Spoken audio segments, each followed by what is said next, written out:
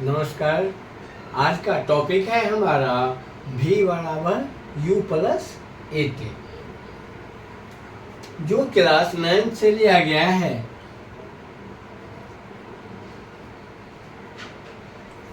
यदि आप हमारी चैनल को पहली बार देख रहे हैं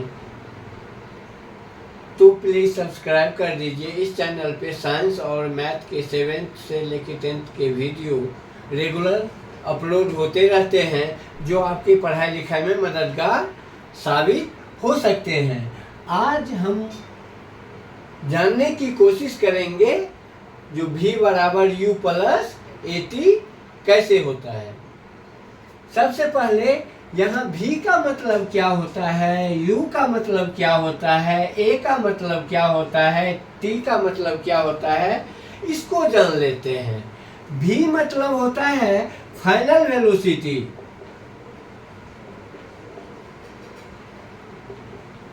u होता है इनिशियल वेलोसिटी,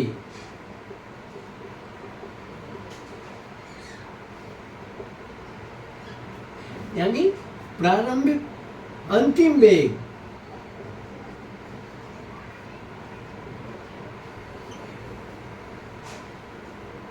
अंतिम वेग बराबर u बराबर क्या होता है, प्रारंभिक वेग।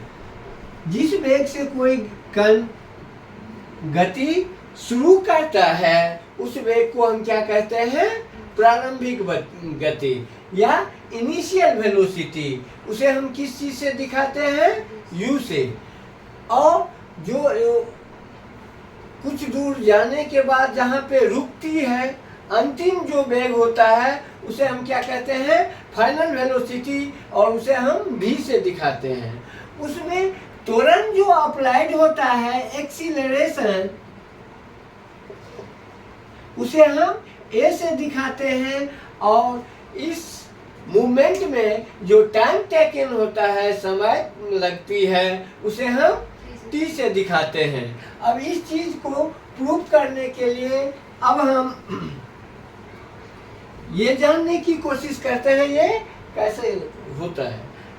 यदि कोई कण एक सरल रेखीय गति पे गतिशील है और उस पर a मीटर पर सेकेंड का त्वरण लगा दिया गया,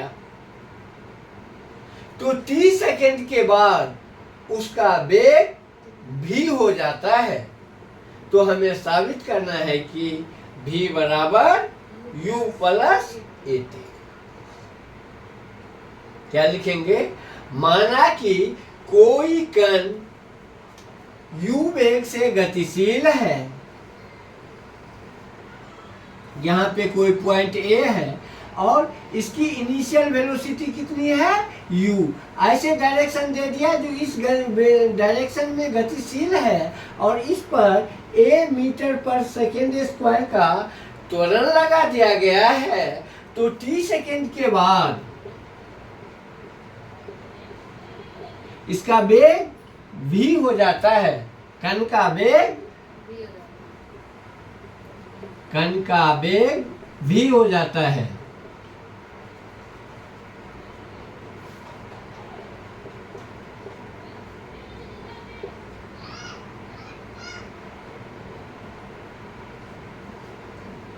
अब जैसे हम त्वरण की परिभाषा से जानते हैं, क्या जो प्रति इकाई समय में जो वेग में वृद्धि होती है उसे हम क्या कहते हैं, त्वरण कहते हैं। तो यदि कोई u वेग से गतिशील है और उस पे a metre per second square का त्वरण लग गया है, तो इसका उस कण का 1 सेकेंड के बाद उसका वेग क्या होगा, u प्लस a। क्या होगा, 1 सेकेंड के बाद वेग होगा u, और उसमें जितना त्वरण बढ़ता है वो ऐड हो जाएगा। उसके बाद इस तरह से 2 सेकेंड के बाद यदि के बाद उसका वेग क्या हो जाएगा, u प्लस a प्लस ए बराबर u प्लस 2a। 3 सेकेंड के बाद उसका वेग क्या हो जाएगा?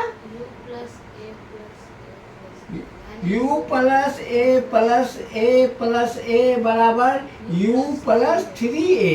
इसी तरह से 30 सेकेंड के बाद इसका वेग क्या हो जाएगा? u plus a plus a plus a कितने तक? जहाँ तक t तक। t की जितनी संख्या रहेगी 1 2 3 4 5 7 वहाँ तक होगा, बराबर u प्लस 80। अब एक छोटा सा सवाल हम इस ये v बराबर क्या होता है? यदि 30 सेकेंड के बाद हमारा वेग क्या होता है? v, तो v बराबर क्या होगा? u plus 80। इस समीकरण पर बहुत सारे सवाल डिपेंडेंट बहुत सारे सवाल होते हैं, उस न्यूमेरिकल का भी साथ साथ एक हम सवाल देखते हैं इस पे डिपेंडेंट।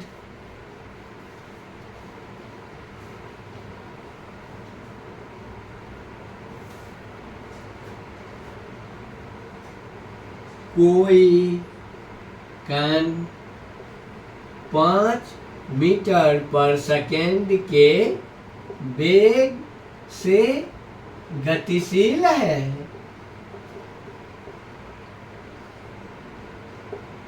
और उस पर 2 मीटर पर सेकेंड स्क्वायर का त्वरण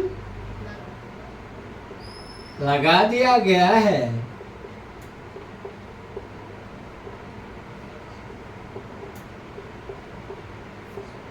तो 5 सेकेंड के बाद कण का वेग क्या होगा? जैसे यहाँ पे हम देख रहे हैं, जो क्या दिया गया है? 5 मीटर पर वेग से गतिशील है। इसका मतलब u कितना हो गया? हाँ, तो हम यहाँ पे लिखेंगे, दिया गया है कि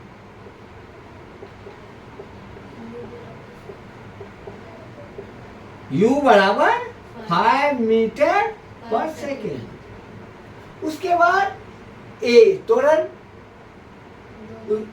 a बराबर 2 मीटर पर सेकेंड स्क्वायर और टाइम बराबर कितना? t बराबर कितना? 5 सेकेंड। तो v इक्वल टू हम लिखेंगे, हम जानते हैं कि v equal to u plus 80 5 plus 2 into 5 equal to 5 plus 10 equal to 15 metre per second. कभी त्वरण निकालने के लिए भी पूछा जा सकता है, कभी टाइम निकाल, इन 4 चीजों में 3 चीज देके एक चीज निकालने के लिए पूछा जा सकता है। यदि आपको समझ आ गई हो या कहीं दिक्कत हो तो आप कमेंट में देकर बताइए, हम अलग से वीडियो देकर आपकी शंका, आपकी प्रॉब्लम को दूर करने की कोशिश करेंगे। धन्यवाद। वीडियो अच्छी लगे तो चैनल को सब्सक्राइब कीजिए और बच्चों को, छात्रों को शेयर कीजिए। धन्यवाद।